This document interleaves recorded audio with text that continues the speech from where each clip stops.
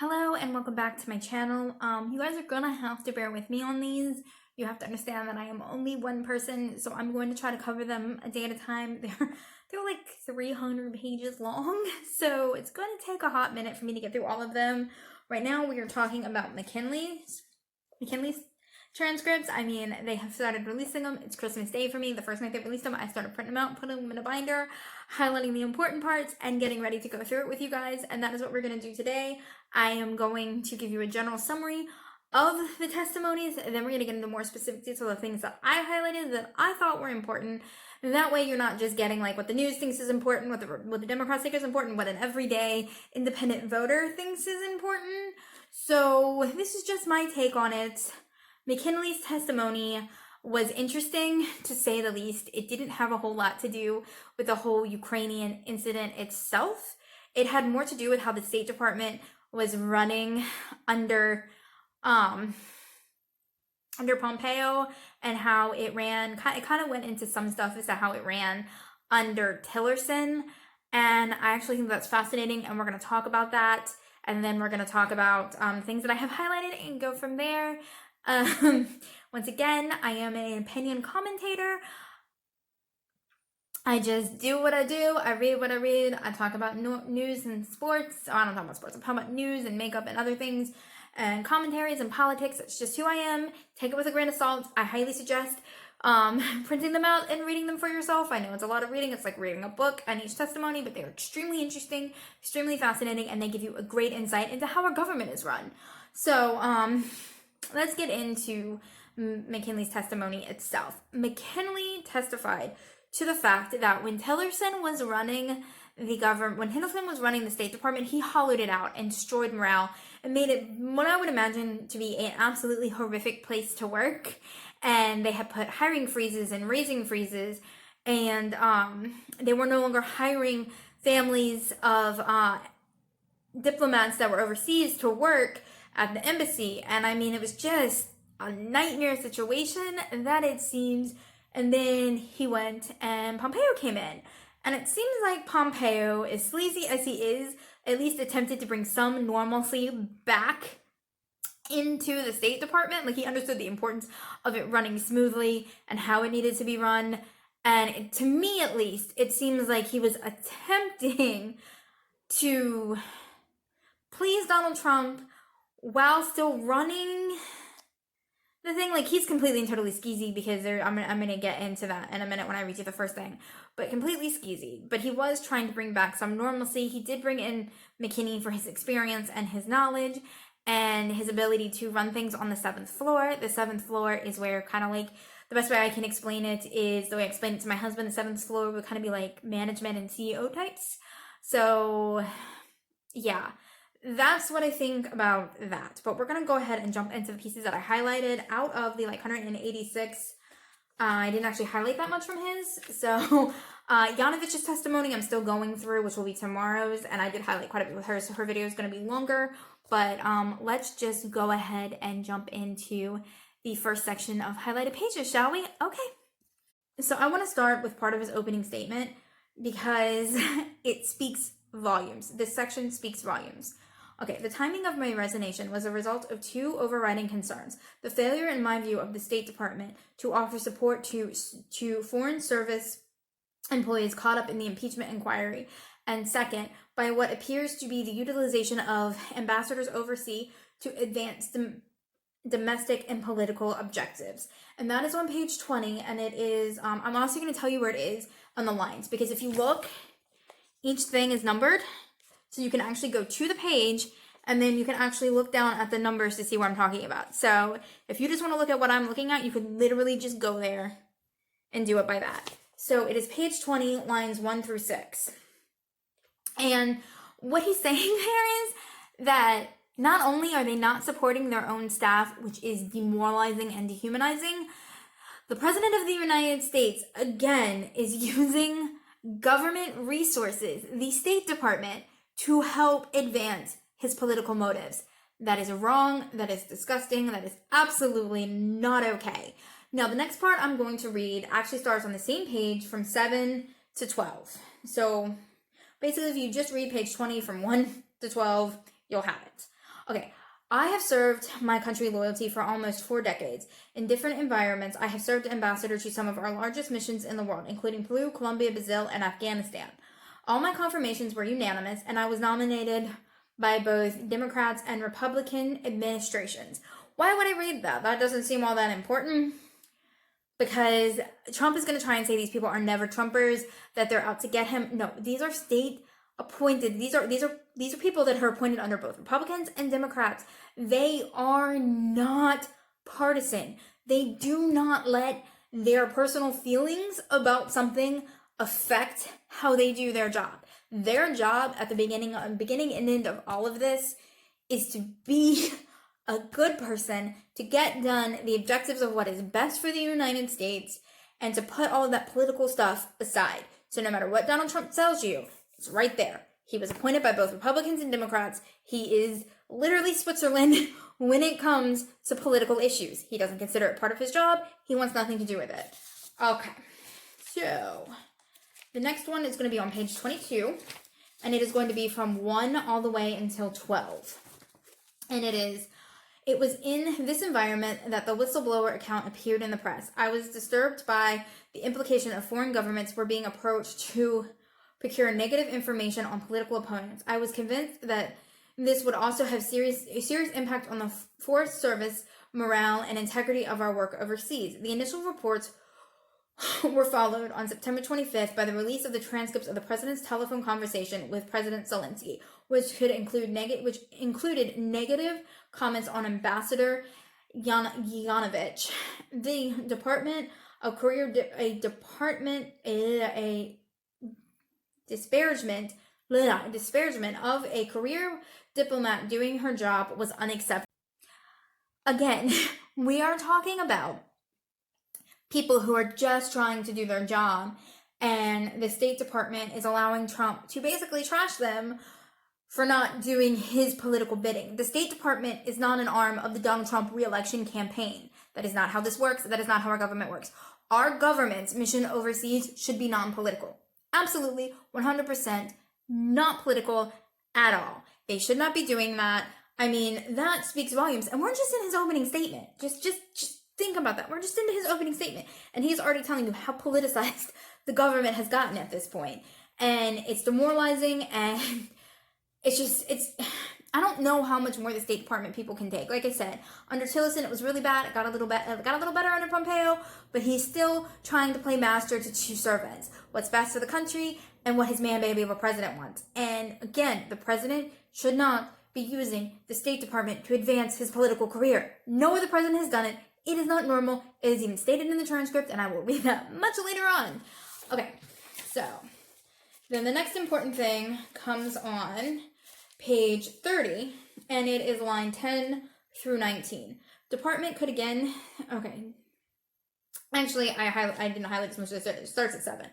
I was also interested in seeing the department regain some of its focus on economic policy, which it had lost under Secretary Tillerson, and trying to... I'm sucky reading, I'm sorry. Secretary Tillerson, and trying to see areas where the department could again have a seat at the table internationally, both supporting our businesses overseas as we grew concerned, for example, about China's growing influence in different regions of the world. What would be a proactive response to trying to develop a different paradigm and for engagement of examples of Southeast Asia with Pacific Compact Islands, dealing with offers that were being made in different Latin American countries that face difficult financial circumstances and were being approached by China. Our government is losing its prestige, its seat at the table.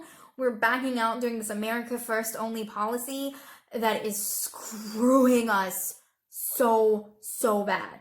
Like, China's gonna come in and they're going to dominate the world stage. They're gonna dominate in trade. They're gonna dominate in economic policy. If we don't get back up on the horse and start helping other countries, we come out and we give aids to other countries. We don't just do it to help them, we do it to help us. Everything we do helps us. And for us to pull out that aid, to stop dealing with countries like Venezuela and, Guatemala and other places like that, we are hurting our own standing in the world. We need other countries. Other countries need us. It is a mutual beneficiary agreement. You want migrants to stop coming up to the border like that in mass droves? Go back to supporting these countries financially. Go back to helping them. They won't have to flee as much, and we won't have that problem. Okay, I know I'm gonna tick off some libertarians. I'm gonna tick off a lot of Republicans. All right, so the next one is on page 82, and it is line 16 through 25, and I'm gonna go ahead and read it out loud, and we'll talk about it. My experiences in the Foreign Service, and I don't need to go back 30 years. I don't remember an occasion in one workplace, and I certainly have been in the front office person since 1994. I don't remember people raising political questioning who was president. What everyone focused on, where they sat was supporting the agenda of the administration. And we look at the role of the State Department we played over the last 3 years in supporting the president's agenda. I think we have a pretty strong record of positive engagement in supporting the agenda. Hang on, guys. Sorry, we had to move to page 83 and hang on and turn around. I was on page 84 and I was like, I don't have anything highlighted on that. Where did page 83 go? But I just had to flip it because I'm dumb like that. So we're not sitting around talking about the impeachment inquiries. In fact, when raising these issues, you think I was just trying, oh yeah, the president's going to impeach, they're going to talk about, no one was doing that sort of thing. Once again, the reason I highlighted this part, they're not political. Donald Trump was trying to turn the State Department into this political arm of his administration, punish his opponents.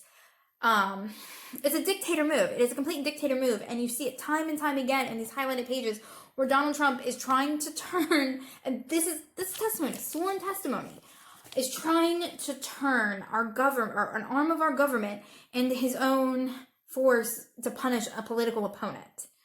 And the people of the State Department, that's not their job. They understand that it's not their job. They understand they're not supposed to be political. They understand that they're not supposed to kiss up and suck up to the president. That is not their job.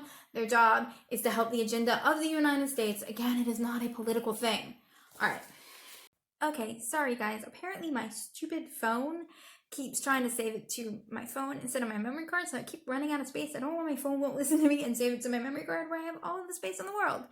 Drives me crazy. Okay, so we're on page 102, and we are down to line 21 all the way into the next page. So, this is Mr. Zeblin, which is like an attorney that asks questions. Ambassador Kinley, early on, I believe that you were testifying with regards to hollowing out of the State Department under Secretary Tillerson. Is it accurate? Did you use the term forced to leave or forced out in describing the hollowing out forcefully for our colleagues in the Foreign Service? And I also mentioned, frankly, that legal fees concerns that I had. Okay, so then this is Mr. Jordan. Yeah, because you were going to have to hire an outside counsel, and you would not be able to, and then it just got like a kind of a ... Mr. McKinley. Oh yeah, well, that's a nice question, but no, absolutely not. Until I received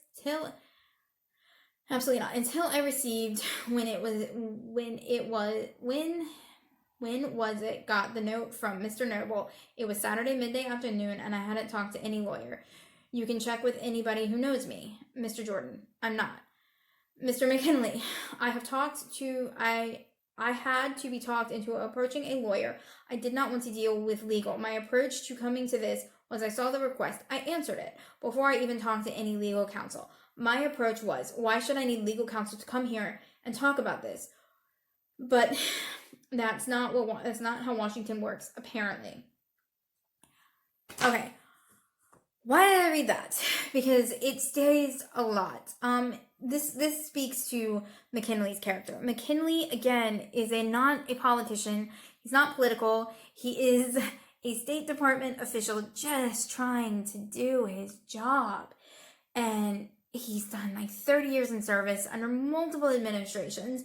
And he's not understanding why he's having to deal with this, why he needs legal counsel to protect himself, why his State Department, something he loves and cherishes and cares about so much, is being hollowed out, taken advantage of, and now he has to hire counsel to apparently protect himself from an impeachment inquiry and a president who is trying to turn the State Department into a political arm of his presidency, a way to punish the people that he does not agree with. And that's exactly what he did with Joe Biden. Okay. Now we are moving on to the beginning pages of 106. and it's going to go all the way into 107 because it's the very bottom of 106, and it's going to be a freaking lot. So let's just get started. It's page 106, and it will be line 24 all the way into the next page, okay? I'm going to say again, I worked on many issues. It's Mr. Kinley talking, not the people asking the question. I'm going to say again, I worked on many issues. I took the headline to report, which was that there were indeed improper personal practices and targeting of individuals. And I did not sit and look at it basically organize offices differently or meetings differently. The sort of thing, you know, that I didn't get into a level of detail. Sorry, I didn't. Okay, the chairman, this would be Adam Schiff talking. When you say that individuals were targeted improperly or politically, what do you mean by that, Mr. McKinley? Well, that's what the reports entailed. So what I was aware of when it first came into the building and started speaking to my colleagues at the time, back in June and July timeframe in 2018, and I spoke to my colleagues in the International Organization Bureau, they felt that the tabs are being kept on them in terms of whether or not they were loyal, whatever that means to the administration or not. I cannot get more specific than that because the specifics might be related to individual policies and questions on how policies were being pursued, but that was certainly the very strong impression, I think, of all three of the deputy assistant secretaries, career deputy assistant secretaries who were in the position at the time, and was documented in both the media before the report came out and when the initial report started coming out on this something last year, and it was documented in the report now. But I do say sorry again. Again, this is time and time again we're seeing a pattern. You had to prove your loyalty to the president on a personal and political level, and that is not the State Department's job. I mean, is anyone else alarmed by the fact that in all of this, all we're seeing is this constant pattern of prove your loyalty to Donald Trump, prove your loyalty to Donald Trump. It happens in Yanovich's case too. I'm currently going through Yanovich's testimony, and I'm seeing that pattern as well, where they're just sitting there being like, you have to be loyal, and it politicizing the State Department. I'm going to keep saying that. And it is not the job of the State Department to be political. It is not State Department individual to show loyalty. We're not in the mob. We are not in the freaking mob. Come on. Okay. So I think we are getting down to the absolute last of it. Yeah, we're down to the last piece of highlighted, and then I'm just going to go and we're going to talk about it. Okay, so now this is page 112, and this is the chairman. I think you've also stated that part of the reason why you decided to resign was that you couldn't be blind to what was happening and what efforts to use the State Department to dig up dirt on a political opponent. Is that fair as well? McKinley. That's fair. And if I can underscore, in the 37 years of foreign service and different parts of the globe working on many controversial issues, 10 years back in Washington, I have never seen that. The chairman. And I think you've just said it also that you don't consider these two acts or motivations in isolation, but rather in the context of the department, and it wasn't adequately responding to the politicalization which one of its bureaus, Mr. McKinley, I would like to recast, because that I do believe the secretary simply changed the environment inside the building following the start of the Inspector General's investigations, as far as I can tell. But once again, these investigations start. You're not going to talk to it again, and you shouldn't be. It's a very separate and independent institution within the building. Okay, so those were all the important pieces that I found in the testimony. I know that I suck at reading. I will get better because I have like a zillion testimonies to read. But the point is, everything that I read you highlighted and points out the fact that Donald Trump, the president of the United States, is trying desperately to use the State Department to dig up dirt on Joe Biden. He is desperately trying to politicize the State Department. He is using it around the world. This is why Barr is flying around the world trying to get information. You've got Pompeo flying around the world trying to get information. And then you apparently have Rudolph Giuliani, and I will get more to Rudolph Giuliani in Yanovich's testimony because it goes way more in detail there. But you have Rudolph Giuliani trying to pretend like he's an arm of the State Department to dig up dirt on a political opponent. And none of this, and I do mean none of this, is okay or normal. And we shouldn't normalize it. We shouldn't allow it to be normal. We shouldn't allow us to get complacent about it. None of this is okay. It only gets worse the more testimonies I read. It was bad when we were reading the opening statements. I can't wait to get into Vitterman's testimony. It hasn't been released yet, but I promise you I won't dig hardcore into that one. Yanovitz's is insane. There's another one that I'm going to read that has some text messages to it that look insane. We will see. Like I said, one of these will come out every day for the next couple of days until I am all caught up. Please bear with me. They are literally anywhere from 200 to 300 pages long. I'm reading a book a day. I am doing the best I can as one person, and I will see you later.